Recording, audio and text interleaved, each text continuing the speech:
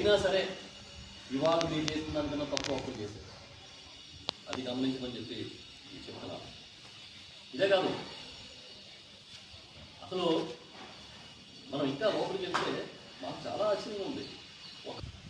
అంటే ఈ రాష్ట్రం అధోగతి పాలైపోతుంది, చంద్రబాబు నాయుడు లేకపోతే ఇంకేదో అయిపోతున్నట్టుగా కేవలం ప్రచారం మీద ఆధారపడి ఎప్పుడో చదువుకున్న పాఠాల్లో గోబెల్స్ని మించిపోయారు. ఒక అబద్ధం పట్టుకుంటారు, అది నిజం అనిపించే వరకు మాట్లాడతారు, రాస్తారు, చూపిస్తారు. మీకున్న గొప్ప నేర్పడతాం అది. మేము అడుగుతున్నాం, ఇప్పుడు చంద్రబాబు నాయుడు గారు చేస్తున్న ఈ అప్పులకి మీరు ఏం సమాధానం చెప్తారు? ఎలా సమాధానం చెప్తారు? ఆ రోజు మమ్మల్ని అడిగారు కదా, అన్నిటి మించకపోయినా మించిపోయిందని చెప్పారు కదా. ఇప్పుడు బయట ఏం చెప్తున్నారు అంటే, పూర్వం నుంచి ప్రచారం అమరావతి సెల్ఫ్ సస్టైన్డ్ సిటీ, స్వయం సమృద్ధిగా తన కాళ్ళ మీద తాను నిలబడి నిర్మాణం చేసుకోగలిగిన నగరం అని కదా చెప్పారు. మరి ఇప్పుడు ప్రపంచ బ్యాంక్ మీద అప్పు ఎందుకు చేస్తున్నారు? ఏడీబీ బ్యాంక్ నుంచి అప్పు ఎందుకు చేస్తున్నారు? ఈ బాండ్లు ఇంట్లో తాకట్టు పెట్టి అప్పు ఎందుకు చేస్తున్నారు?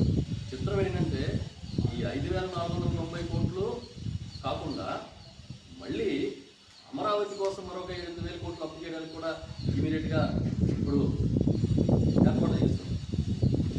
అమరావతి మళ్ళీ 5,000 సెపరేట్, అదొక 8,000 కోట్లు ఇచ్చేవాడు ఉండాలి. కానీ కొంతమంది ఉంటారు పాపం, దాన్ని ఊళ్ళో కనబడితే పారిపోతుంది జనం, ఎవరన్నా పొడుతుడు అని. అలాగే ఇచ్చేవాడు ఉండాలి. కానీ చంద్రబాబు కార్యక్రమంలో ఎవరో ఉద్యోగులు కలిగించారు. ఇంకా 18 శాఖలకి జీతం రావడం చెప్తారు. ఈ నెల ఎంత తారీఖు? 19. గట్టిగా నిలదీస్తారు, గట్టిగా గొడవ పెడతారు అనుకున్న 2-3 శాఖలు,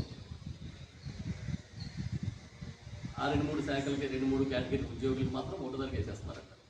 పాపం మిగతా వాళ్ళంతా అమాయక జీవులని, మిగతా శాఖల్లో పనిచేసే వాళ్ళందరికీ పాపం నోరు లేదని ఈ సర్కారు భావన అనుకుంటా. ఇవాళ వరకు రాలేదు.